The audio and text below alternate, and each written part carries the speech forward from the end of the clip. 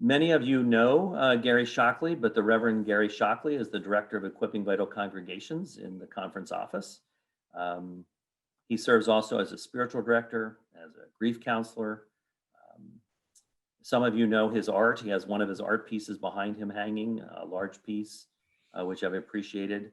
Has a children's book out, has illustrated children's books, but also has a children's book out that really went off the shelf quickly this spring, big time, around children and loss. And I know Cindy and I have purchased several of those and given them to friends of ours, and really even friends of ours who have no children, because it's a great book for adults as well. My heart sings a sad song. Gary also wrote a small book called The Meandering Way, Leading by Following the Spirit, back in the late 2000s, 2006 or 7, that literally gives us a purpose and the leading of a life more like Jesus Christ. So I'm really thankful for Gary's leadership today, and more important, I'm thankful that we can all do it together. So let's take a moment to pray. Gracious God, as we gather today, we always give you thanks. Let us be mindful that we gather in the presence of God,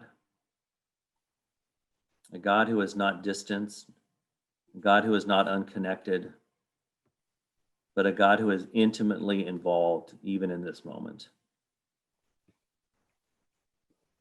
This is a God that has planned us to be together today and promises to us that if we call upon God's name, we're going to be heard.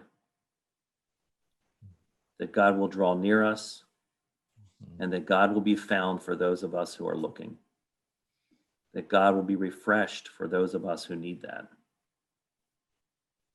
And so, God of our wonderful plans, we call upon your name as we begin our time, as we begin our retreat, as we look for our souls to be both emptied and filled at the same time. And so we pray that you, as our God, would be faithful to your promise, to listen to our hearts and that which we might share. And we pray it all today in the very healing and whole name of Jesus Christ. Amen. Amen. So I'm going to hand you over to the hands and the spirit of Gary Shockley. Thank you, Gary, for a very kind introduction and for the opportunity to come and occupy this space with you. And I like what you said about, God creating this space for us to be together today. And I really do believe that. So often I fail to take advantage of the spaces that God creates for me. And I suffer in one way or another because of that. And I'm grateful that you and I have this space here. And as Gary said, whatever you need to do to occupy that space is entirely up to you. But just receive it as the gift that I believe God intends for it to be. There is an opportunity for you to communicate back and forth with me and probably with each other. The breakout rooms will be one where you'll be paired up with somebody and it'll be random. You can also use the chat feature or the Q&A. And Cindy's going to be monitoring those for me so that, and Cindy, you have permission to just kind of wave or stop me in my tracks if there are some things that you all would like to share. It is a different way to do a retreat via Zoom. This was designed to be a one-day retreat, actually originally a weekend retreat. So collapsing that down to a 2-hour Zoom call was no small task. And I think this is the 6th time I've done this, and every time I've done it differently because I learned from the one before it. So you're in for whatever it is God designs for us. I probably will share resources with you from time to time. This is one of my favorite books, Fragments of Your Ancient Name, and Joyce Rupp is the organizer of this. And they literally are prayers focusing on an aspect of God from different religious traditions around the globe. I just want to share this one. Dweller in the heart. You inhabit the totality of my being. So quietly, I often forget you are there. You occupy the corners where even I sometimes fear to enter and reside. You abide in the midst of my weakness and accept my endless efforts to change. Oh, the mystery, the wonder, the power of your dwelling within my simple heart. Thank you for the gift of your presence, for the permanent lodging of your love.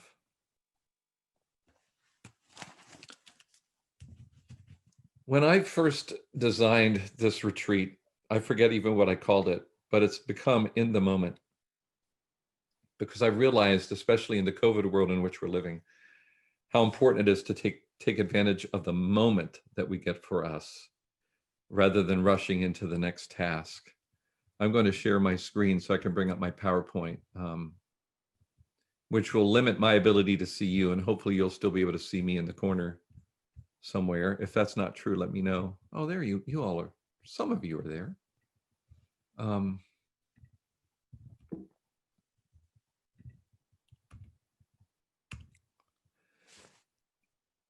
March the 13th, 2020 was a pivotal change in my life. Kim and I had traveled to Colorado, to near Aspen, Colorado, on the western slopes to visit our eldest son, Aaron, and his wife, Megan, and their newborn son, my grandson, Jetson. We were looking for a hole in our schedules where we could go out there and spend a couple of weeks, and we managed to go the end of February and early part of March. When we were flying there, we had confidence that everything was going to be okay, because COVID was pretty much a New York and California kind of experience, or actually Oregon, Portland area. Very little reporting of any kind of outbreaks anywhere else in the country. So we landed in Colorado. We learned later that in the Aspen airport, at the same time we landed, there were 9 Australians that landed as well to go skiing, who all ended up in the hospital with this mysterious illness that we now know as coronavirus. But we still felt safe in Newcastle, Colorado, because there were no reports of an outbreak. But while we were there, just within the 2 weeks, it had grown enormously, to the point where everyone was concerned. And there was talk about the Aspen airport no longer allowing anyone over the age of 60 to fly into the state of Colorado. We checked to make sure it was okay for anybody over the age of 60 to fly out of the state of Colorado, and they were glad to have that happen. But on the next to the last day that we were there, I became ill and ended up developing all the symptoms of the coronavirus. Of course, testing was not available. I had a very high fever when I went to bed that night, swallowed Tylenol all night long, didn't sleep at all, woke up. I still had a fever of about 99.8. And I thought, okay, we rented a car in case we couldn't fly home, but we thought we ought to try to fly home. And we went to the Aspen airport. They allowed us to board a flight. We flew to Chicago. Things were getting worse for me. I called my doctor's office. They said, you have a presumptive case of COVID. You need to treat yourself as though you have it. And you can't stay in Chicago. You need to get home. So I sat in the airplane with my shirt around my face because there were no masks. Nobody knew what to do with this thing. Did everything I could to wipe down the seats with all of our sanitizing wipes and just kind of cloister myself. Got home. Became seriously sick for 2 weeks, and took about, I'd say, a full month to feel like I was getting back to my normal self. That's when the reality hit for me that suddenly everything in my world was shifting. Everything that I had in my 2020 really expensive little daytimer calendar had changed. Appointments for local churches, consultations, a retreat I was to do in California, an art immersion program that I was to do up in the Bellefonte area, a 40th wedding anniversary Kim and I were going to take in the Willamette Valley of Oregon, a family wedding I was preside over in Western North Carolina. All of those things were just gone. And what that did for me was create a challenge. With all of that stuff stripped away and all the unknown about what was going to be happening or is happening in the world, how do I live in this time? What is a person to do? So what I found myself doing was coping with this reality by hooking my hopes, hooking a sense of purpose, hooking my sanity on the next thing that I could look forward to doing when COVID was gone. because we all thought it was going to be a 2-week or a 4-week kind of thing. And here we are. One by one, all of those things that I had hooked my hopes on were dissolving. And the reality hit me that none of the things that I had planned for would come to pass. And right now we're set to travel back to Colorado in February, but it's doubtful that we're going to be doing that with a spike in the coronavirus that's happening right now in the country.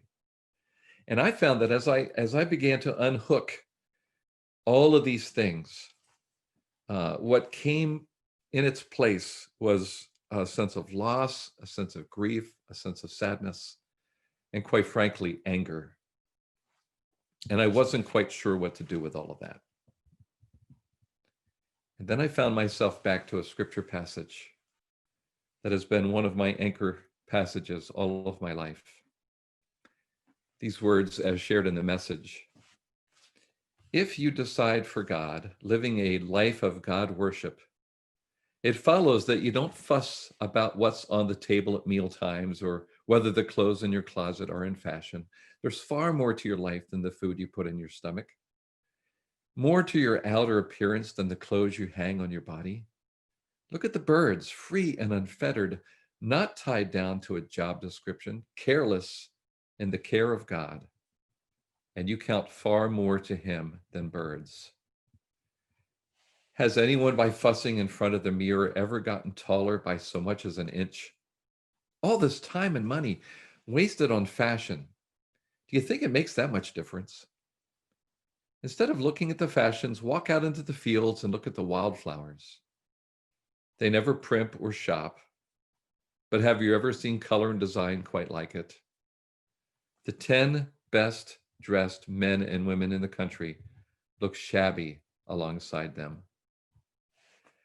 If God gives such attention to the appearance of wildflowers, most of which are never ever seen, do you think he'll attend to you, take pride in you, do his best for you?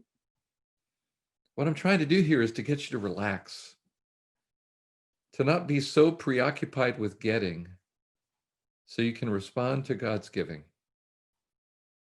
People who don't know God and the way he works fuss over these things, but you know both God and how he works. Steep your life in God reality, God initiative, God provisions. Don't worry about missing out. You'll find all your everyday human concerns will be met. Give your entire attention to what God is doing now. And don't get worked up about what may or may not happen tomorrow. God will help you deal with whatever hard things come up when the time comes. Now, friends, I know these things. I believe these things. But still, I find myself struggling with these things. And in particular, that sense of this sense of God being concerned about where we are in the moment, what God is doing right now, not getting worked up about what may or may not happen tomorrow. And that's really the theme of this time that we spend together. What does it look like to live in the moment, to experience the moment? Jesus reminds us in the scriptures that we're not to fixate on the things of the past because they no longer exist. And we're not to become so focused on the future and what we want to happen in our lives that we miss what God is doing right now and right here. And it's in this moment where Jesus waits to meet us. If we'll stop long enough to find ourselves in his presence. I think Jesus was right. Jesus was right. It's about experiencing God in the moment. So the question for me is, how do I reorient my life and my orientation around that in the midst of what continues to be a challenging time, not only with COVID, but with the election and everything else that's been happening around us? What is it going to take for me to live more fully in the moment? Can I do that? And can you do that? Is the question that we hold in our hands. A friend of mine, Dr. Elaine Heath, talks about a contemplative stance, and I'll just share it with you now before we move forward. And it's about this orientation in our lives. And she says that to be contemplative in our living is to show up in the moment, to the here and now, fully present, to show up in the fullness of who we are, to pay attention. What's happening around me? Where is God in the midst of it? Show up, pay attention, participate with God in that moment, in that experience. And the fourth thing is to release the outcome. Show up, pay attention, participate with God, release the moment to embrace the next moment. So my question for you, and we're going to try the Zoom rooms, we'll see how well we do with this in pairs. The question before you go to your rooms is, where do you find yourself mostly oriented these days? Past, present, or future? Where do you find yourself spending most of your time? And the second part to that is, what do you need most from Jesus right now in that space? Where do you find yourself oriented mostly these days, past, present, or future? What do you need most from Jesus right now? We're going to take 5 minutes once you get in your Zoom room for you and your partner to have conversation around that. And if for some reason you get kicked back to where we are here, that's okay. But see what you can do with those questions. Okay? So Cindy, I'll let you expedite that if you haven't done so already. And I'll see you when the 5 minutes has expired. You know, one of the things that I find that kind of, and I added this since the last couple of times I did this, because coming out of my grief counseling work, I'm realizing that what this loss of schedule, loss of planning, unhooking all the things that we've looked forward to in the future, what that's created in me, and I'll just own it, is a tremendous sense of grief. I mean, every loss triggers grief in us and requires some processing. And then I thought, you know, in an unprecedented time, we are living in a time of universal grief because of the pandemic. The entire world is together in this. There have been times in our country, I think of 9/11, for example, when, you know, our culture, our country grieved powerfully, as did some of our allies around the world, but it didn't reach the whole world at the same level as this does. So some of the signs of this universal grief comes from the things that I have on the screen. These are the things that grieve us, or at least can lead to a sense of grief. And not only are these real things, but we look at, I gotta find my clicker here, symbolic losses that come along with grieving, a loss of identity. And I've talked to pastors who said, you know, I don't really know what my role is fully here, especially early on in this, where, you know, we weren't worshiping in the house, everything became online. How do I do pastoral care if I can't go to the hospitals and physically be with people? Who am I now that I'm no longer who I once was, is a phrase that I came up with. Who am I now that I'm no longer who I once was? That's part of loss and grief leads us to a new sense of self and identity.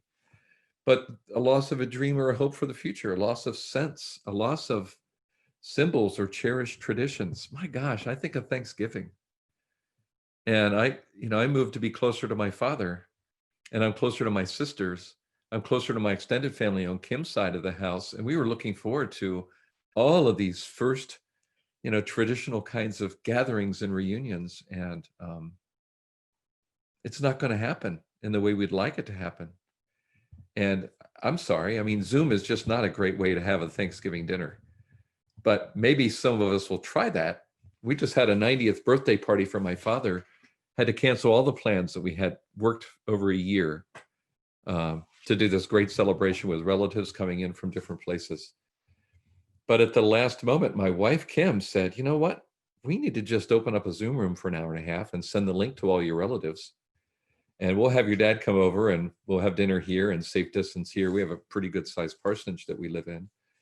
And just let him sit in front of the computer screen. I'm thinking, well, how's that going to work with a 90-year-old? And I thought people would just kind of pop in, chat with dad, and then leave. But all of them came, I think we counted like 6 different states, including my sons, my grandson, nieces, nephews, relatives. They all came to this thing and stayed the entire time.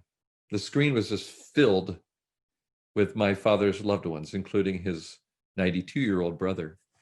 And it was so awesome. I took pictures of watching my father watch the screen. And when people ask him, how was your birthday? He just said it was fantastic.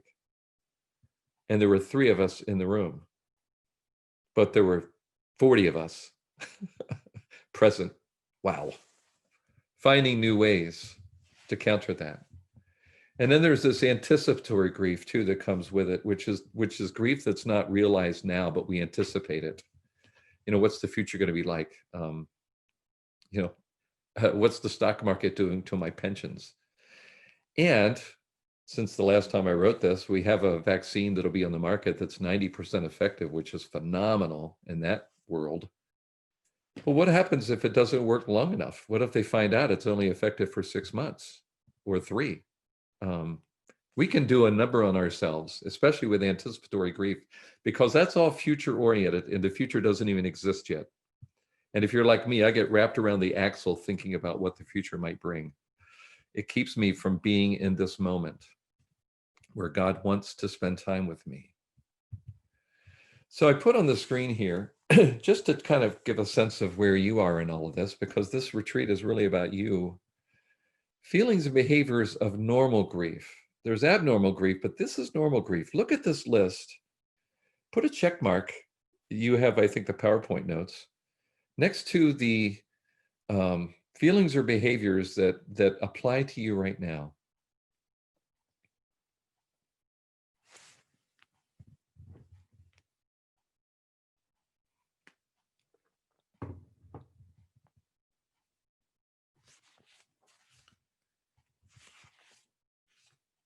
And once you have that number, I'm going to ask you to just send it, I think, in the chat room. And Cindy's going to capture them as you send them in, and she's just going to read them out loud.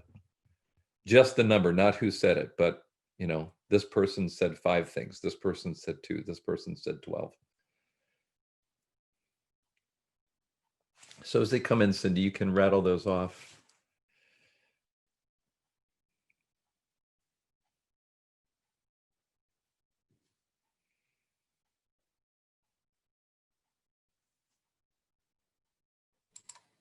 We've got 11, 8, 4. One has fatigue. 13, 5, 8, 7, 4, 9,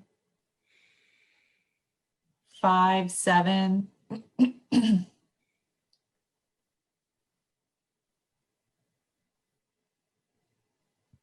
Thank you for sharing those numbers. I think some more are We coming have a in. 6 and a 5.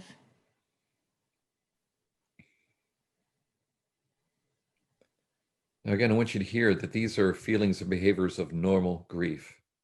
So you need to understand that you're normal and that you're grieving.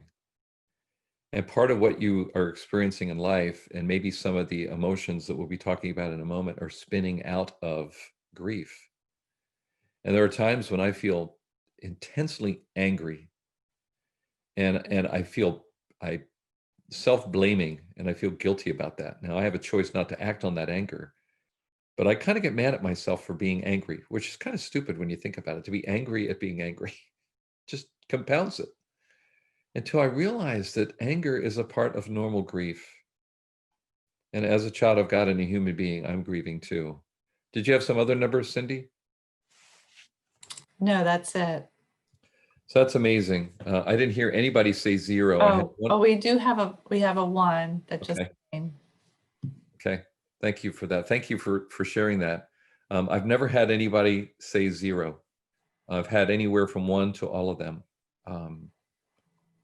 And I think what that says maybe to us is that spending more time doing healthy things in the moment gives us an opportunity to process this grief. And I would add too, that as a pastor, much of the negative behavior that you may be seeing or encountering in your own church community is coming out of a place of grief. That doesn't excuse people's behaviors, especially if their negative behavior is being directed at you as a pastor. It doesn't excuse it, but it may explain it. Cindy, does someone else send a note or a comment? And then we have another one that has 5. Okay, thank you. Grief is our reactions. Grief is our feelings to loss. Mourning is the process that we go through to adapt to the loss. So when we lose someone we love, or when we lose things that we love, we are mourning. And the mourning is the adaptation. It's the process of recalibrating ourselves. And what we learn is that none of that follows in a straight line, and it's up and down. Go to bed one night, wake up the next morning feeling elated, and the next day feeling like down in the dumps. And grief and mourning has the potential of creating this porpoising effect. And we wonder, why can I not just be okay? The struggle with this is that we can mislabel grief in ourselves and in other people.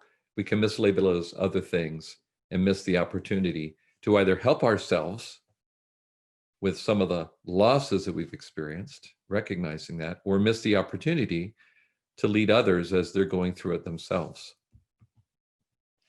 So the 4 tasks of mourning, that process of adapting to the loss, is accept the reality. And that's getting to the point of unhooking ourselves from things that we've been looking forward to and saying, okay, that's not going to happen. I don't like it, but I've got to stop thinking about trying to get to Disney World in the next couple of weeks or by the end of this year. Process the pain of grief, talking it out, sharing it with someone else. When it gets to the point of being overwhelming, finding some professional help, a grief counselor or a spiritual director or a therapist that can help you get over whatever it is that's blocking normal living, whatever that is right now. And of course, getting to a new place of living in the world. Celebrating the things of the past that we've enjoyed, looking back on some of those memories and fondness, while charting a course for a future where there are a lot of things that are just simply unknown. One of the most profound persons that I've read, and that's the newest edition of this book. This was one of the earlier ones, and I've got tape on it because it's just falling apart. Viktor Frankl's Man's Search for Meaning. Frankl was an Austrian neurologist, psychologist, Nazi concentration camp prisoner and survivor. But even as a young man, he knew that he wanted to do something that would be helping people, whether it was being a doctor, whether it was being a psychologist. But as a child, he had this interest in studying human behavior. When he ended up being arrested and interred by the Nazis in a prison camp, one of the things that helped Frankl to thrive and survive in that is that he had a golden opportunity to study human behavior in terms of himself and how he was adapting to this change and this new normal in his life, not knowing how things were going to end. He didn't have much thinking about the future, to be honest with you. He thought about, how do I find meaning in the present? And he studied it in others. The interesting thing was, he found, I think this is a little anecdotal stuff. I don't think this was written in any of your notes. But he found that the people who could not adapt to the present reality, who were so still fixated on the future, hooking their hopes on future things, were the ones that led lives of greatest despair, which I thought was interesting. And the highest suicide rate among the prisoners in the camp that he was part of were among that group. But he found that the people who seemed to be the most well-adjusted were the ones who were dealing with the reality of their encampment and saying, I hope to get out of here. And there are things that I look forward to if I get out of here, but I may not get out of here. So how do I live my life in this moment? How do I make the most of what I'm experiencing right now? Now, his mother and his brother and his wife, Victor's mother, brother, and wife, were all also imprisoned in Nazi concentration camps, and they all died at the hands of the Nazis. He was the lone survivor of his family coming out of that. But here are some of the nuggets that I think they've helped to ground me spiritually, help me keep me in the moment, and to understand that how I live my life now and how I react to and relate to and work through the fabric of my life now has intense meaning on the kind of person that I'm going to be and my relationship with other people and with God. So these are quotes from his book. Those who have a why to live can bear with almost any how. And that why was something that was anchored in a moment. Why do I exist in this moment? And how do I need to live out of that why? Everything can be taken from a person but one thing, the last of human freedoms, to choose one's attitude in any set of circumstances, to choose one's way. What matters is not the meaning of life in general, but rather a specific meaning of a person's life at any given moment. One of the interesting things in Buddhist philosophy is this sense of being in the moment. Often talking about when you're eating an orange, you eat the orange. You savor each segment of the orange as you're eating it. You're not thinking about what it's going to be like when you eat your soup next, or your next phone call or Zoom call or work event. But you stay in the moment, and when you're eating this, you're eating it and you're fully appreciating it, and you're appreciating the fact that life that has created this orange that's giving such delicious taste in this moment. And Thich Nhat Hanh, who has written a lot of stuff related to Buddhism and Christianity.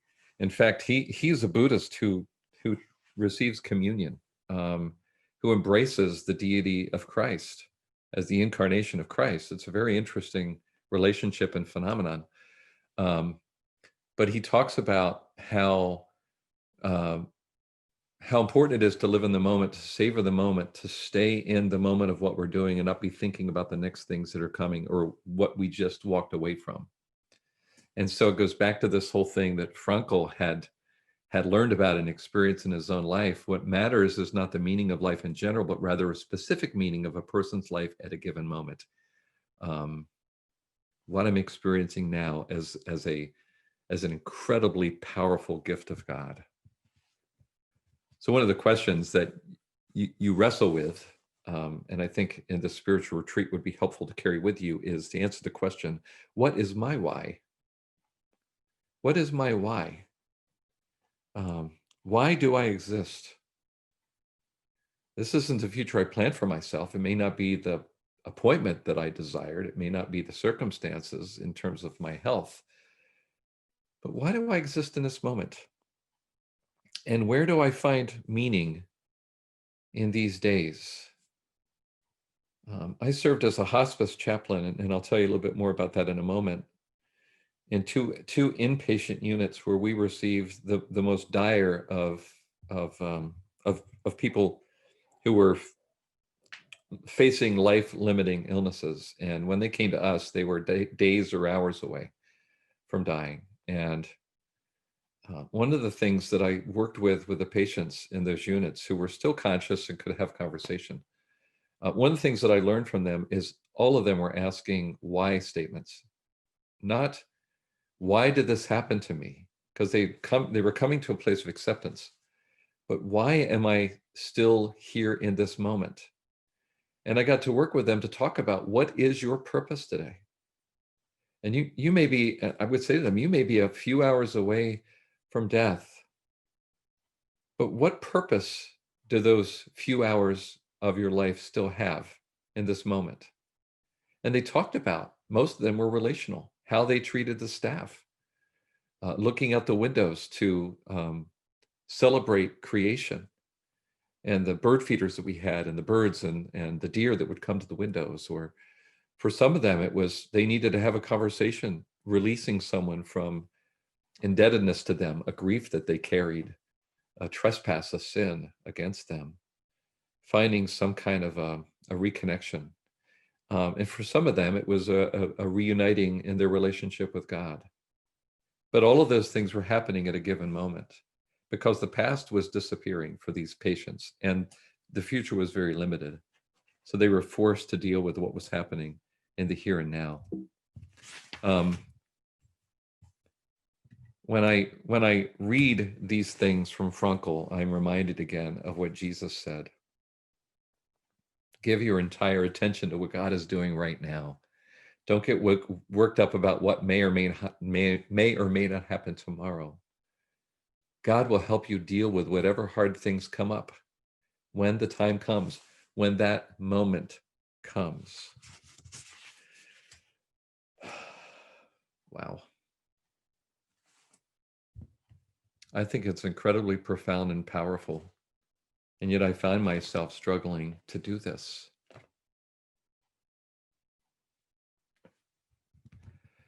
So if you will allow me to lead you in a meditational exercise, some of you will be perhaps more comfortable with this than others. That's okay. You find your place in it. This is not about how everybody else is doing with it, but how maybe you will do in it.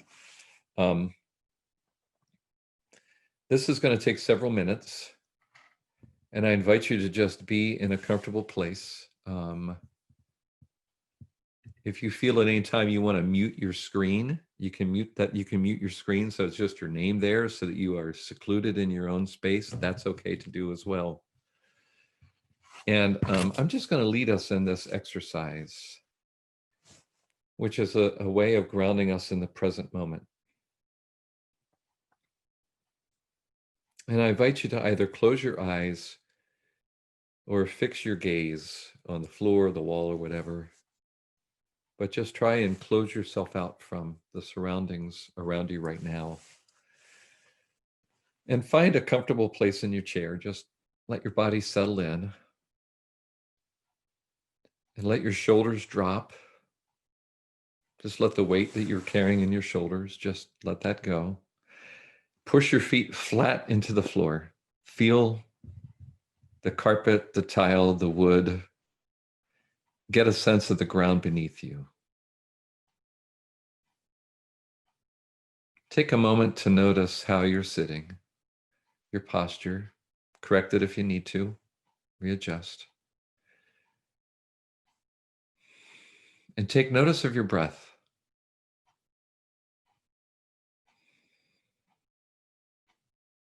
Just get in tune with your breathing for a little bit.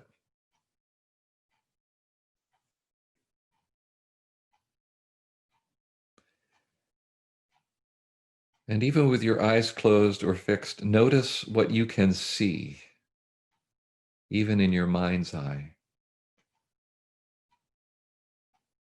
Notice what you hear.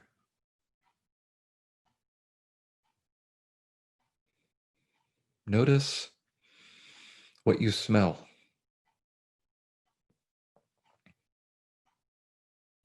Notice what you can taste.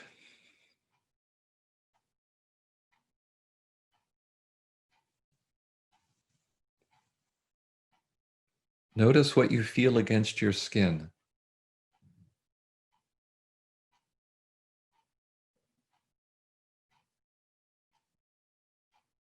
Notice what you are feeling inside.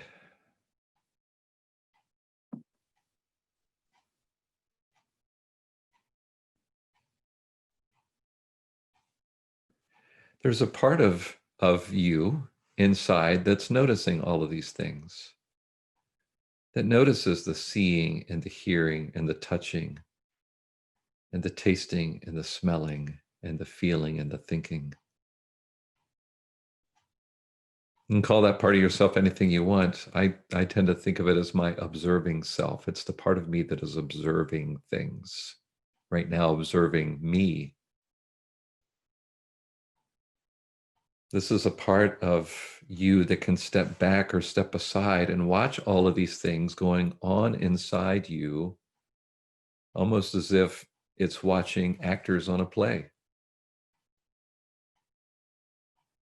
Your observing self can zoom in and focus on one thing at a time, like your breathing, or when I ask you to reflect on your hearing,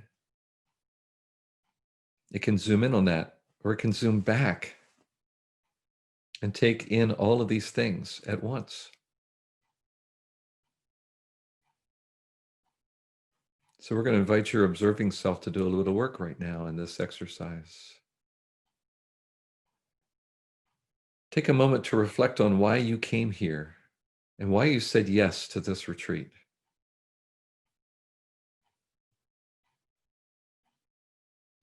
There's something that matters to you, something important in the deepest part of yourself that maybe motivated you to be here. Maybe it's to learn something new. Maybe it's to let something go. Maybe it's to develop a new coping skill or build a better relationship with God.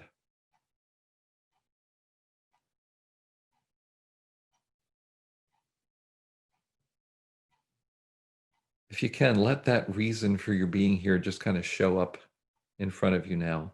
If you can picture it like words on a computer screen or skywriting in the air, what is it? What is it that motivated you to be here? See if you can see that.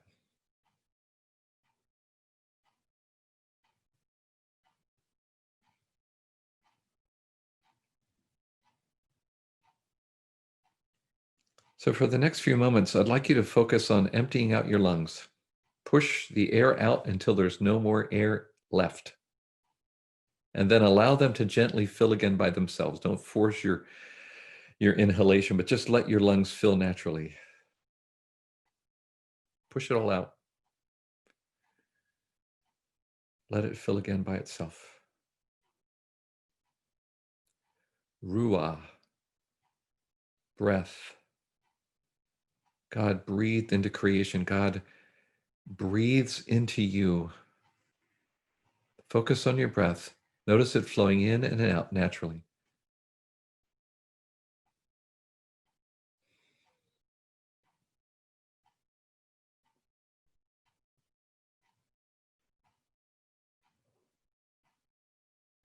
For the next couple of minutes as we continue, just try to keep your attention on your breath. Be in the moment with your own breathing. Observe it flowing in and out. Inviting God to fill you with Ruah, with His Spirit.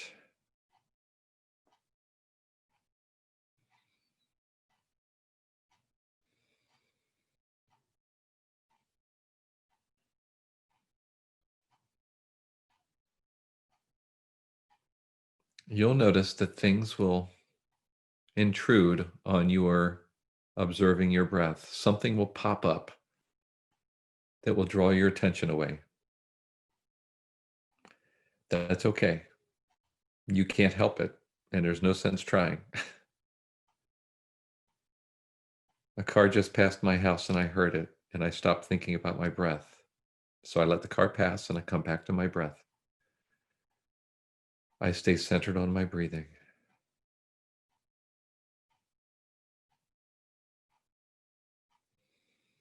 We find when we do this that our mind is chattering away like a radio playing in the background. It keeps broadcasting things while I'm trying to be focused on my breath. That's okay. Don't try to turn the radio off. It's not possible to do that. Just let it play in the background. Keep your attention on your breathing.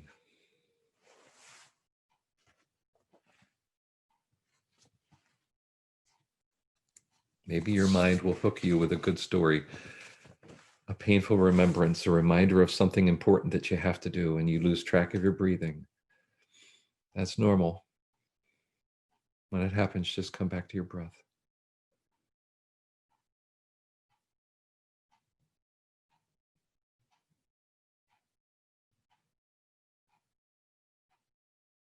Simply acknowledge the things that appear and let them go. And come back to your breathing.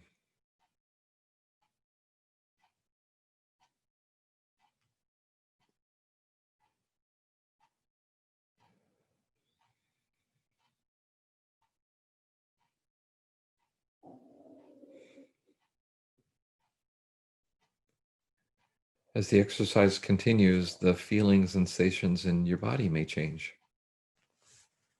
There may be some pleasant feelings showing up, such as, gosh, I feel relaxed. I'm feeling calm. This is peaceful. There may be unpleasant feelings, such as I'm bored, or I don't know that I'm doing this right, or anxiety or frustration about something. Just let these feelings be what they are in that moment. Don't try to control them. Don't push them away. Let them be as they are. Just let them be and keep focused on your breathing.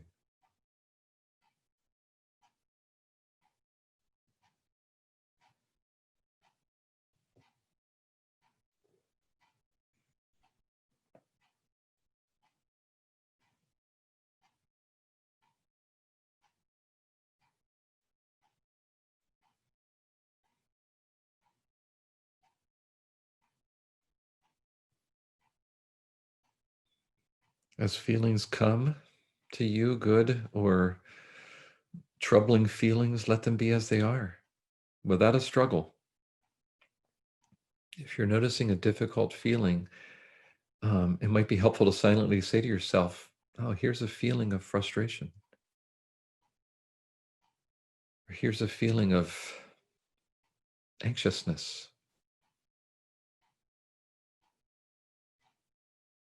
Or here's a feeling of peace. Here's a feeling of calm. Every time a thought or feeling comes up, acknowledge it. Here's a feeling of, and then go back and focus on your breathing.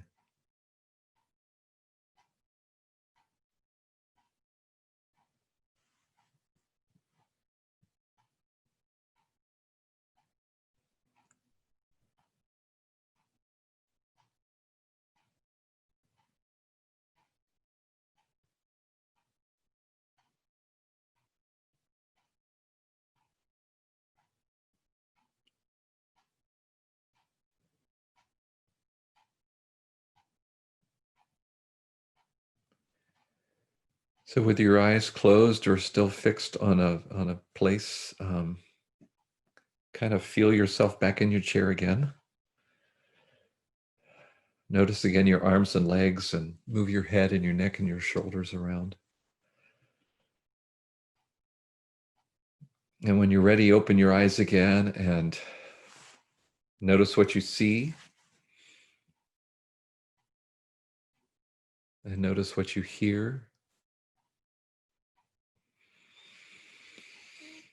Notice what you smell.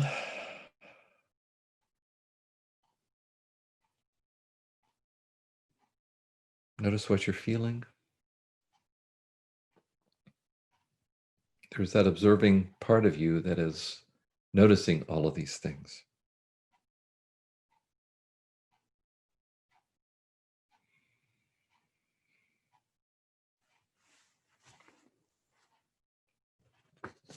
So I'd like to just, as I draw that exercise to a close, just to point out a couple of things of what we were doing there. One is, number one, it is literally impossible to stay in the moment, because I read somewhere that the moment, the here and now, is only like 80 thousandths of a second. From the past to the future, the present is very, very short. So when people say, I've got to learn how to live in the present, well, that's a very short period. But the point is to allow yourself to get free of the past and the future enough to just simply be. And that's where the breathing helps, to focus on our breathing. It's a centering thing as much as anything. And when the past does arrive, and it will, or the future comes to us, and it will, of not trying to push those things away, but just accepting them and then just letting them go, and then staying as much as we can in the present moment with our breathing. It's a technique that a lot of different religions practice, Christianity being one of them. And I think out of Jesus' teaching, as he talks about experiencing God and being with God, Jesus went away a lot. And I wonder, what was he doing when he was away? And I'm wondering if maybe he was doing a lot of this, because it's a very Eastern orientation. For Westerners like us, we're doers. It's hard for us to do these kinds of things and feel as though it's valuable.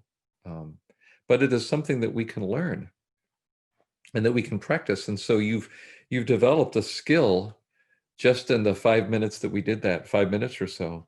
You learned how to focus on your breathing, and you learned how to handle in things that intrude upon the time that you simply want to be present to the moment. And we're going to practice some more of those things again, because I think where God wants to meet us is in those spaces. I learned a long time ago that our minds are really time machines.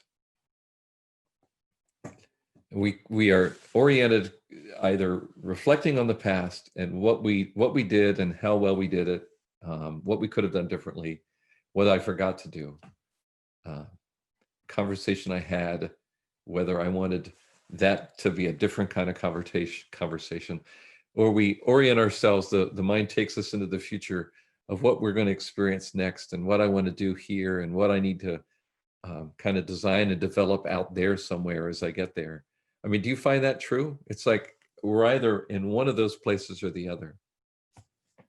And that's okay. But the past no longer exists, and neither does the future. Those things are just constructs that don't exist.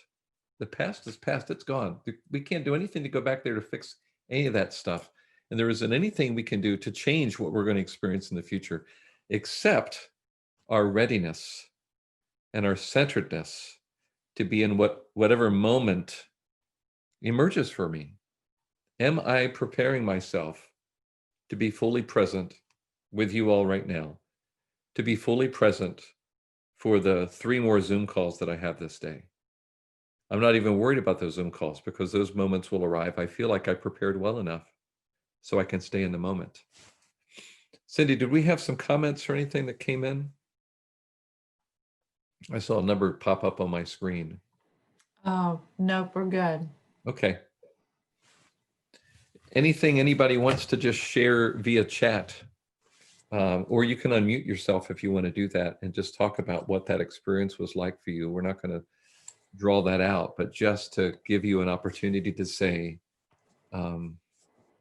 what you experienced.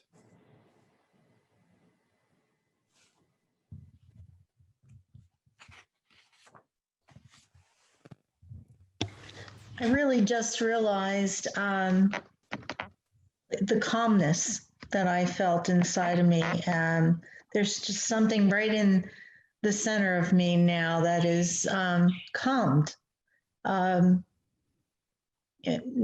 that I'm looking forward to anything, not that I'm thinking about what may have happened or what. It's just a calm, almost like you're ready for almost anything. Awesome. You're ready for the next moment. Thank you for sharing that. You know, physiologically,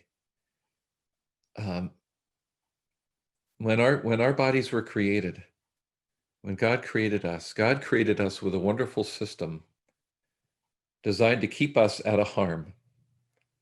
And we would call that the fight or flight reflex. And it's a good thing because it keeps us from walking out into traffic. It keeps us from driving through stop signs. It keeps us from eating poisonous foods. It keeps us out of fights, out of all kinds of things. That reflex is a biochemical thing that happens when I'm feeling threatened or fearful. My brain tells me to create and dump two things into my adrenal system, into my system that affects all of the systems, cardiovascular especially. It's called adrenaline and cortisol. Those two things are what makes it possible for me to run fast and to get out of harm's way. My blood pressure elevates when those things are pumping into my system. My heart rate increases. Hyper awareness of what's happening around me. Okay.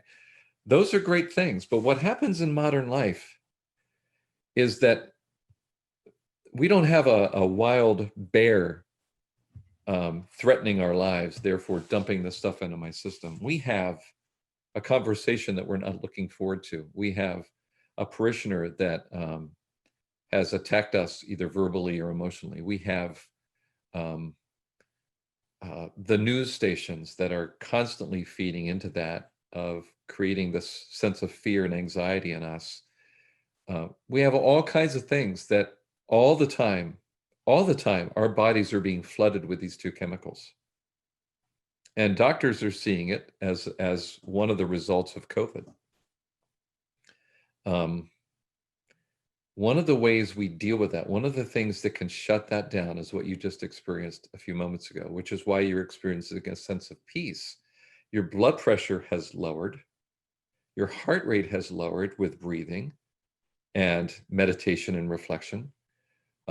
Your brain has told your body, we don't need adrenaline here, thank you very much, because we're not being threatened by anything.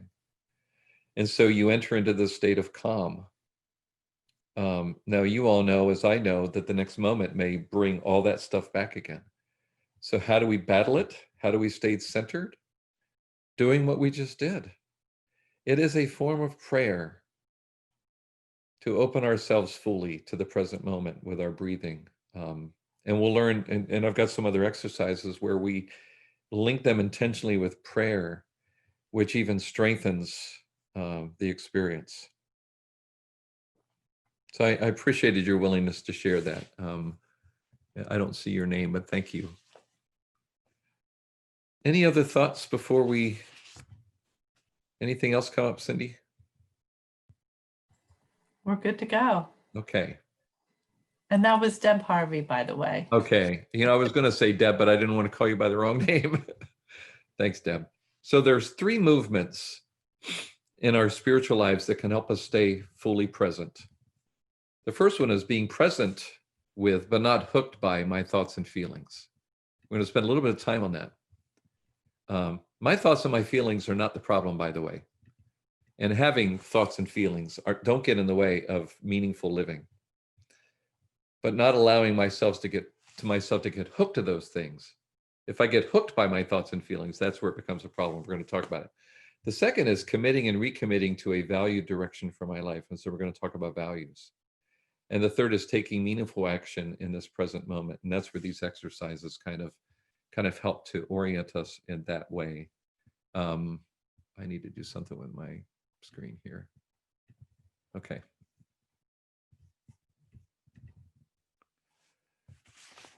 So being present with, but not hooked by, my thoughts and feelings. So early in my COVID days, as I relate to pastors across the annual conference, I checked on as many pastors that I had been working with in various projects and others that just came to my mind in prayer.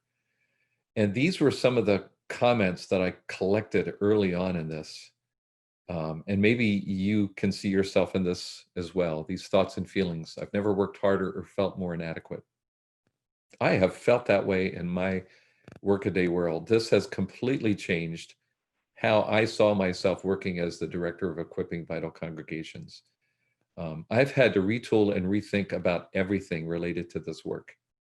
I suspect you have too. These are pastors. At times I feel like a fraud. I put on a brave face for my family and church folks, but I suffer in silence. Sometimes I think God is extremely disappointed in me. Oh, this is painful. What do I do with all the negative thoughts and stress-producing feelings and thoughts that bombard me? And that's where I think I can provide some help in that. Maybe you see yourself in this picture as well. So here's the thing. We can't stop our thoughts and our feelings. It's part of the way God made us. And it's a waste of time to try and deny that they exist. So what is a better way?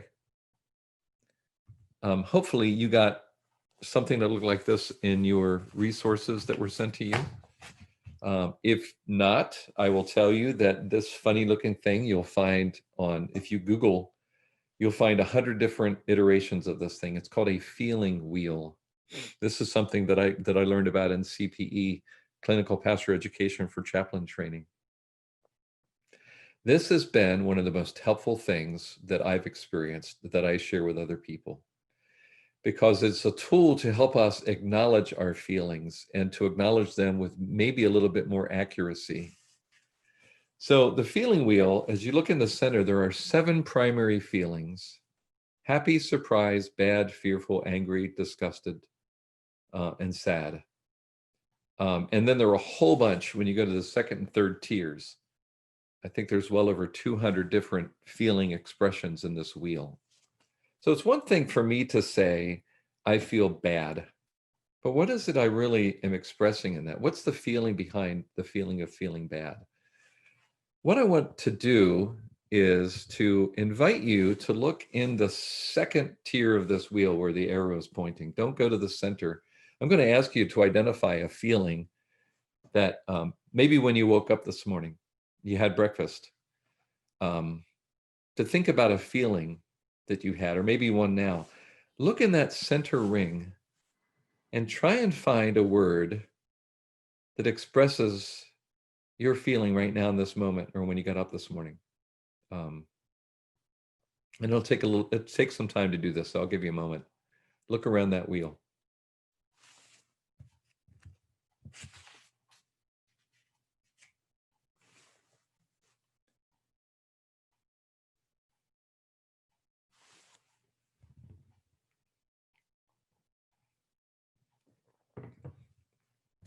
Maybe when you find that word, just write it down on your notes.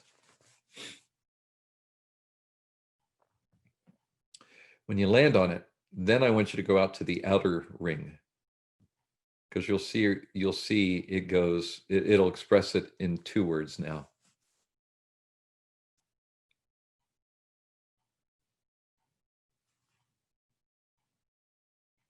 I personally deal with anxiety. I have all of my life. And I'm learning how to deal with it. I was on medication for a while, and sometimes you need medication to deal with some of these things. But some of these practices that I'm sharing with you have helped me to deal with them without needing the medication. Always in communication with my doctor, I will add. I'm not an anti-medication person, and I'm certainly not an anti-therapy person, because I've had both and been in both. But I'm an anxious person. That lines up under fearful. When I find anxious, I can say, okay, the primary feeling is fear. The secondary feeling is anxiety. When I go out to the third ring, it says overwhelmed and worried. So I can say, why am I feeling anxious? And I can go, okay, I'm probably either feeling overwhelmed at something or worried about something. And man, it usually is one of those 2 things. Then I can go, what am I feeling worried about? What am I feeling overwhelmed about? And then I can unpack that a little bit more. And then I can begin to deal with that feeling. Okay, is there an action that I can take? Is there something that I can do to alleviate the pain of that feeling? Or is there something I need to do to just listen to myself to say, okay, it's okay to feel overwhelmed. Everybody feels overwhelmed sometimes. It's okay to feel worried. Is there something I need to address? So you find your word there and the 2 words that come out to describe it, okay? So what I'm going to ask you to do, we're going to go into our Zoom rooms again, and you're going to be paired up with somebody. And you can just focus on one of these. What one feeling seems most powerful to you right now in your experience? Jot down that word, jot down the 2 words next to it, because I don't know that you'll be able to, well, if you have the wheel in front of you, you'll be able to see it in your conversation. And the question, what do you typically do when a feeling like this overwhelms you? So let's go into our Zoom room. And I would say we're going to, We'll spend 5 minutes. We'll spend 5 minutes in that with a partner in pairs. Okay. And when you're done with your 5 minutes, take a bathroom break if you need one before you come back to us. Okay. We'll see you all in 5 minutes. Thank you, Cindy. Hey, we're back. Thanks for coming back. Hopefully that was a good conversation. People have often commented on this wheel as being kind of a helpful resource. And there are times, even now, I carry it in my head when I'm doing a walk or whatever, and I'm just feeling a little out of kilter, and I'm trying to figure out what's going on. What is this?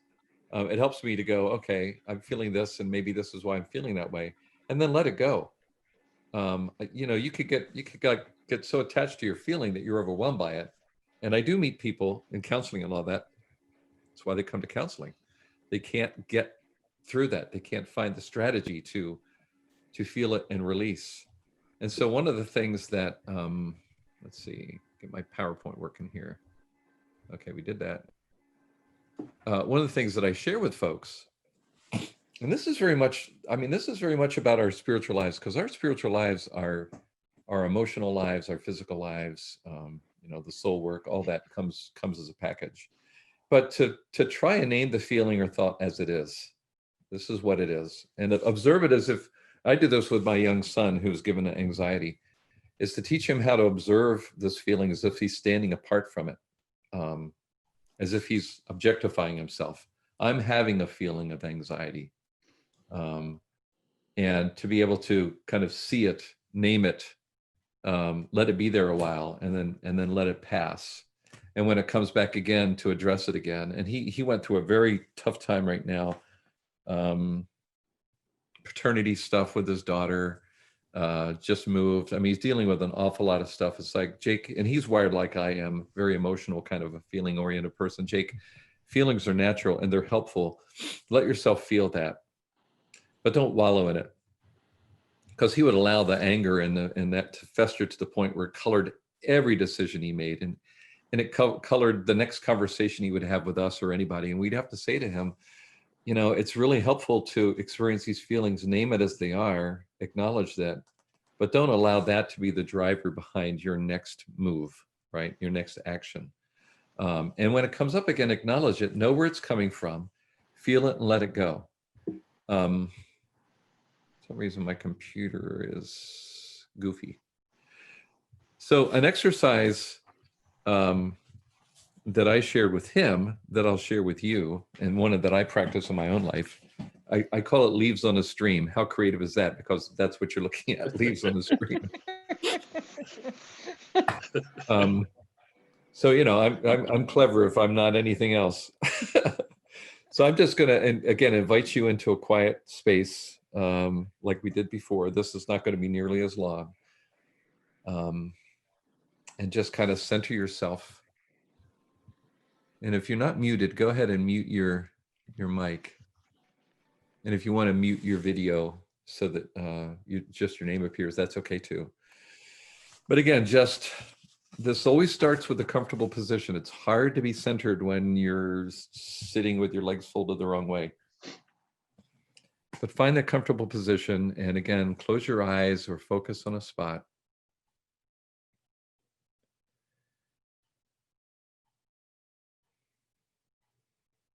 And again, as you're sitting there, just, again, be aware of your breathing. Don't make your breathing happen, but just simply be aware of it.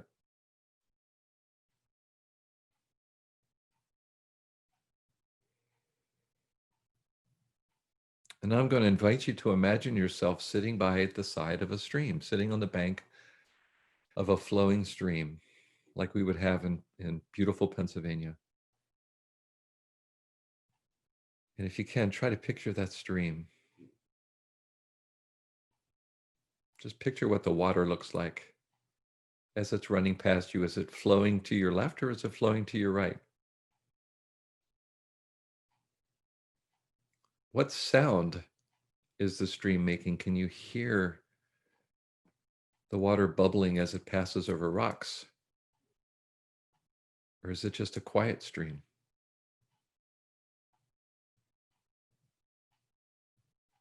When you're looking at the stream, is the water clear? Can you see the rocks underneath the water? and what's around the stream.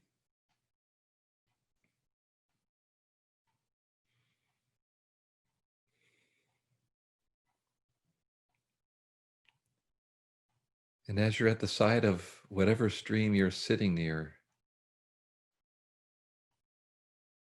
there are leaves right now, like outside, that are dropping from the trees and landing on the water.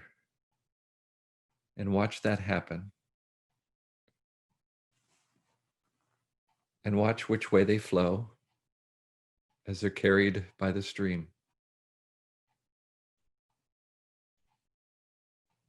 What color are they? Are they spinning on the water or just staying in the same position as they float by? What are they doing? And as you're watching this, leaves falling on the water and then being carried away. Just watch that. And then that feeling that you talked about with the other person in your room, place that feeling on a leaf. See the words of that feeling on the leaf. Somehow put them on the leaf. And then allow it to go. Watch it float downstream.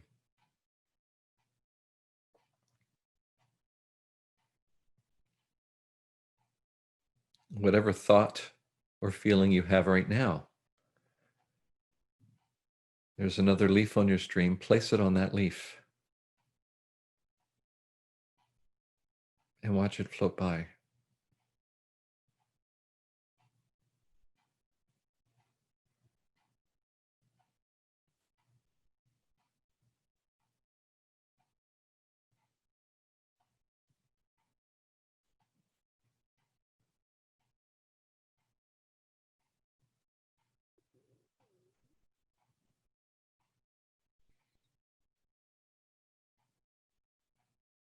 If your mind is saying, this is stupid, I don't want to do this, put that on the leaf.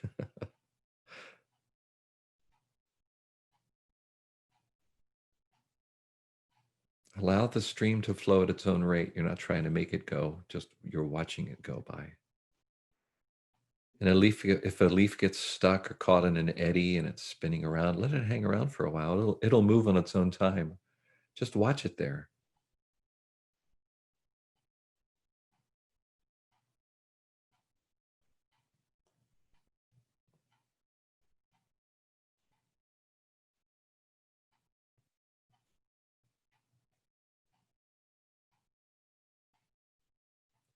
From time to time, when you're doing this little exercise, your thoughts or a feeling will hook you and try and hold you, and you'll lose track of the exercise. It's okay, it happens. Just all you have to do as soon as you realize that is acknowledge it and then move your focus back to the stream. Just come back to that water, to the sounds, the sight, maybe even a smell, coolness of the air.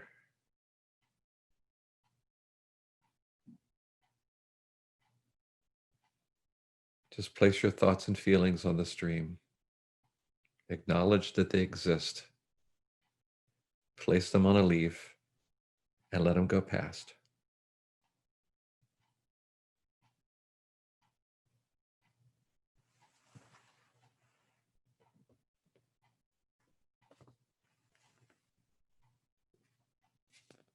And when you're ready, you can come back to the room. Open your eyes and sit up. And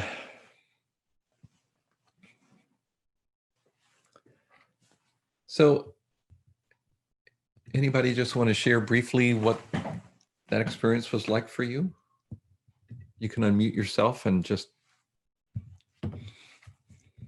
share what you think.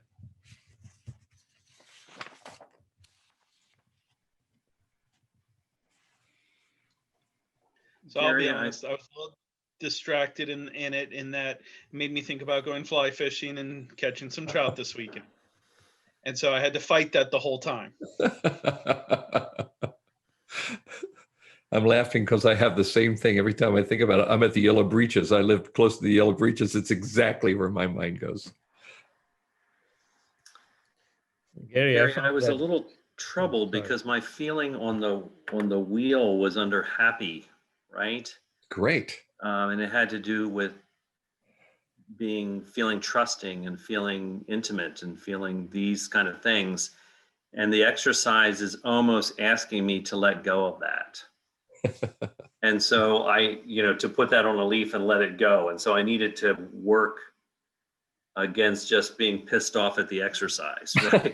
So, and because I don't want to let go of those feelings, right? Right, Because right. because I feel Yeah. good. So that's just where I was. Yeah. And, I'm glad you mentioned that. My partner in conversation also was happy and went by and looked at the other words that describe it, really a sense of contentment. And you don't want to let go of that. But nor do you want to stay so focused on that you're missing the next thing that comes, right? So putting it on a leaf and letting it pass by can be an offering, right? You're offering that back to God. By letting the leaf flow. I used to do exercises like this with parishioners by tying feelings on the string of a balloon. And I could tell you a longer story, but I won't because of time. But tying whatever feeling they had, happy, sad, distressed, painful, mournful, whatever, on the end of a white ribbon tied to a bright red balloon. And when they visualize themselves tying that, I would invite them in their mind's eye. This is all very meditational to release it, and to just simply raise their hand or let me know when the balloon ascended to the point they could no longer see it. And sometimes it would be immediate, and sometimes it would be minutes, and they'd put their hand up, and then they would talk about what it was like to release those things, either as a praise to God or as a prayer to God. And the sense that they were no longer having to carry, if it was a burden, they no longer felt like it was something that they had to carry on their own. And it's a very powerful thing. And it really is. For me, my prayers anymore are very, I'm a wordy person, obviously. You're hearing me talk all this time. But in my prayer, I'm not verbal. It's almost all visual anymore, because I've just learned the power of the visuals. And you can be both. You can be whatever you want. I'm not trying to steer you. But make it work for you, right? These exercises, stylize it so that it works for you is I think the most important thing.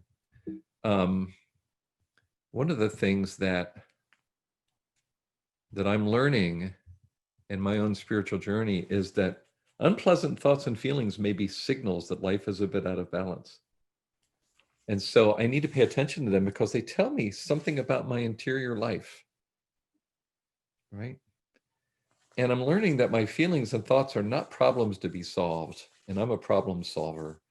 So I get to work on trying to overanalyze it to the point where I'm hooked. And when I become hooked on those things is when it's problematic, because I'm not able to release it. But they're not to be fixed, wrestled to the ground, or pushed away. That what's required is acceptance. And one of the strains of counseling that I've studied and certified in is called acceptance and commitment therapy. And I love it because the acceptance part is about accepting these things as part of the fabric of my life. And if I accept them and don't deny them, then they find a place in me or through me. And a little cartoon that I did when I was finishing the training process for acceptance and commitment therapy, I did this little doodle. Are you willing to create a meaningful and valued life and carry your thoughts and feelings with you as you go on your way? Not leaving them behind, but they travel with me. And we can spend a lot of time just analyzing the orientation of the person, the position of this monster. Sometimes my feelings are monstrous. I don't necessarily want to carry those kinds of feelings with me or even acknowledge that they exist, but they are a part of me. But they don't impede my forward movement. They don't impede the direction that I intend to go in my relationship with Christ and my ministry. So there are some other things that I find, and I love this one. Sometimes the fear won't go away, so you'll have to do it afraid. If we wait for the fear to subside, we may never do anything. No, we're going to move forward. Remember, stress doesn't come from what's going on in your life. It comes from what your thought, it comes from your thoughts of what's going on. Think about how true that is.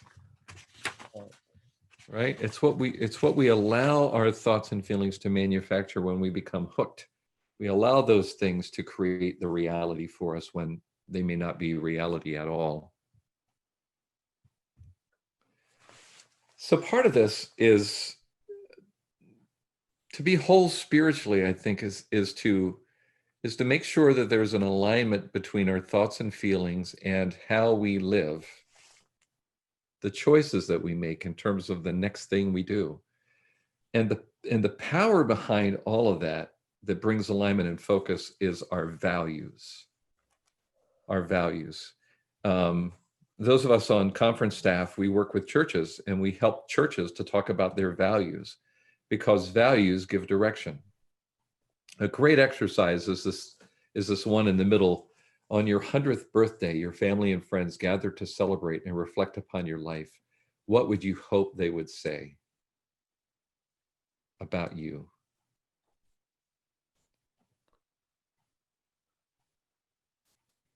Maybe you just, as we're just pausing for a moment, you jot down a few things that you would hope that on that birthday you would hear people saying about you. I love that question. I've heard it too. At your funeral, what do you want? What would you want people to say about you? I don't use that one because I want to hear what they have to say. I don't want to be dead. Values are just so important. Values are our heart's deepest desires for the way we want to interact with and relate to God, the world, others, and ourselves. And values are all about behavior. I want people to remember me for my values, not necessarily for my accomplishments, although my accomplishments may come out of my values. But the tasks I did and the things that I performed and the accomplishments in my life, while meaningful in this life, to me, the things that are most enduring, even in eternity, are the values.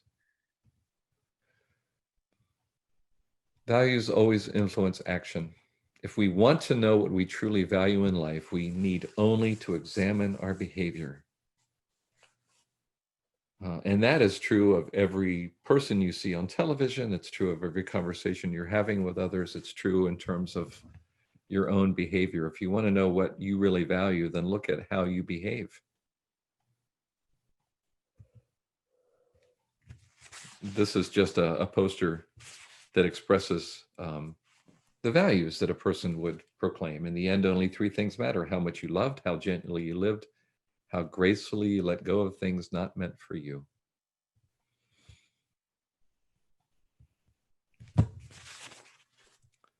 So I'm going to lead to another exercise, and it's kind of a values clarification. Hopefully you got this sheet because the words are really tiny on the screen. But when I invite somebody to share their values, without giving them something like this, it's just hard to come up with a list. So there's 30 plus values listed here. And what I want to invite you to do with that values worksheet, I'll come back to that in a moment. The second bullet here is on your notes. If you get a piece of paper or the PowerPoint that you're following, just write down these 4 spheres of your life: work, relationships, personal growth / well-being, and leisure and Sabbath. Those 4 areas: work, relationships, personal growth, well-being. Personal growth and well-being is one, and then your leisure or your Sabbath. So as you list those things, look at the value sheet and find a value that you would write behind each of those areas. For work, what is a value that you have in your workaday world? For me, I had one here and the list is so long I lost it.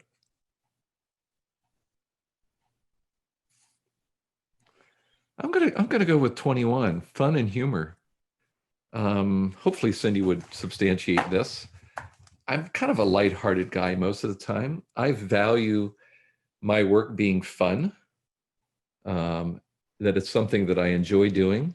Probably the day when that no longer exists, I won't be doing the job. That's a value.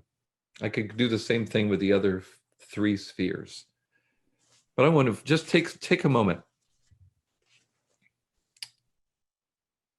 Find at least one value in each of those four areas. I'm going to give you time to work on that. And I'll be right back.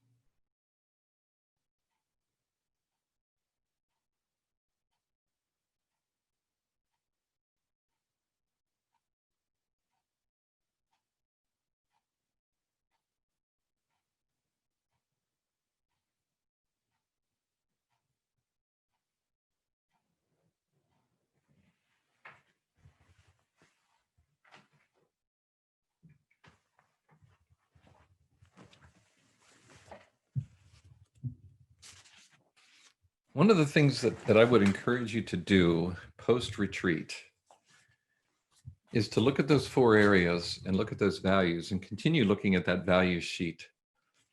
And as many as you can, try and line up values around in those four areas. And under relationships is where I would put God. So there are things that I value that I want to guide my behavior in my relationship with God. And then think about, and this is kind of a reflection thing, what kinds of things are you doing, behaviors and practices that allow that value to exist and to kind of guide your living and your lifestyle. If you are living in such a way where you are not fulfilling your values, that's a problem. But when you live out of your values, you always find the kind of alignment that will give consonance and dissonance. Consonance means to sound with, dissonance means to sound against. We experience dissonance when we are living in a way that is against what we deeply value. We find consonance sounding with it when we're living according to our values. I'm going to share a personal story just to illustrate this, and then we're going to move on. Gary wanted to know how I was going to fill 2 hours. Now you know. I'm going to shorten this story, but it's one from when I was working at hospice. There was a patient who was Hispanic Latino. He understood English, but he didn't speak it. I didn't understand or speak Spanish, very little. And he was a patient who was in his 30s and had a massive tumor that was nearly the size of his own head on his neck. And there was nothing that could be done for him. And it would bleed, and everyone knew that it was going to take his life. And he was a patient that, because I didn't understand the language, because of his situation, I didn't know how to help and care for him. The language was an obstacle. My own insecurities and feeling insufficient for the moment got in my way. I found myself hiding from him. I had other patients that I could easily visit, so I found reasons why I didn't necessarily have to go into his room quite so often. It was always a very uncomfortable place to be. As a chaplain, I couldn't find my place in the room, not my physical place, but my existence, my why for being in the room, to live that out. And so I was visiting with another patient when a nurse came in and said, I think you need to go down. It would probably be a good idea for you to stop in because things are not going well. And I said, okay. And everything about me said I didn't want to do that. All my feelings and thoughts just were leading me completely away from his room. And I went in the restroom and I literally grabbed both sides of the sink. And I had to say aloud what I valued about being a chaplain, what led me into chaplaincy, what led me into ministry. And I had to list my values. And then I said to myself, these are the things you value, which is why you exist, which is why you are here. You need to align your behavior, your next behavior, to your values. You need to go into his room and you need to trust God. And I did that. I felt my feelings. I heard my thoughts. I let them pass. I decided to focus on my values as a disciple of Jesus, and I went into his room. Lo and behold, no family members were there. His sister was his interpreter, but she wasn't present. And I thought, oh, this is going to be really hard. And when I went in, he was kind of sleeping, and I thought, well, maybe he won't even know I'm here. And he opened his eyes and he greeted me, and I greeted him back. And I basically just said, I don't know what to do next. I don't know how to help. And I just invited him to guide me. And he pointed to a Bible, a Spanish Bible that I had brought to him, and said, read. And I opened up the Psalms that I knew that I was used to using and reading in English. And I opened them and I read it as much as I could in Spanish. And I was known as a singing chaplain. I carried a little hymnal around, and he heard me singing. And he just pointed to me and he said, sing, por favor. And I opened up my little English hymnal and I started singing. And then when I was finished, he said, pray, and he held out his hands. So he directed me. It was beautiful. And I held his hands and I prayed, and I was in tears and he was in tears, and we were alone in that moment with God in the room. And when I was finished, he thanked me, and he said, you have beautiful voice. And I looked at him, I said, you have no taste. And he started laughing and I started laughing, which was an even more beautiful moment. And in time, he was tired and needed to go back to sleep, and I left the room. And I left with such a feeling of relief, and such a feeling of joy that I had followed not my feelings and thoughts, but my values, and allowed God to use those to guide me into the room and have that amazing experience. He died the next day, and I wasn't there. He died in the middle of the night, and his family were still there collecting belongings the next day. And they thanked me profusely for what I had meant to him and to them in that final conversation. All of that to say is values matter, and how we live out our lives matter, to bring alignment as one spiritual person into the room of another spiritual person. The other things that I want to share with you are in your notes. And just to touch on them briefly in our remaining minutes, staying grounded in the moment. I love the scripture, Psalm 46:10, be still and know that I am God. That word still means cease striving, be in awe, calm down, relax, put your hands down. For me, there's a sense of surrender. Gary, surrender. Know and trust that I am God. In the story with Elijah running away, hiding for fear of his own life, God comes and has this encounter with him. The Lord passed by, verse 11, a strong wind tore through the mountains and broke the rocks in pieces before the Lord, but the Lord was not in the wind. And after the wind, the earth shook, but the Lord was not in the shaking of the earth. After the earth shook, a fire came, but the Lord was not in the fire. And after the fire came a sound of gentle blowing. Oh, I love that. When Elijah heard it, he put his coat over his face and went out and stood at the opening of the hole. Somehow I think he knew that was God. Then a voice came to him and said, what are you doing here, Elijah? Where was God to be found? In the places least expected. God came in a gentle whisper. And I like that question. What are you doing here? And I carry this with me throughout the day. It's like when I'm in quiet, I almost hear God saying, Gary, what are you doing here? And then I'm able to state my intention. I just want to be with you.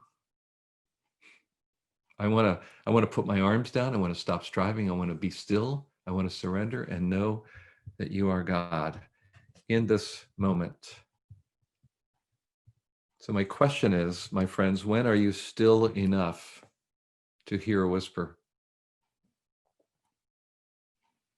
And in those moments, how would you answer God's question? What are you doing here? What are you doing here?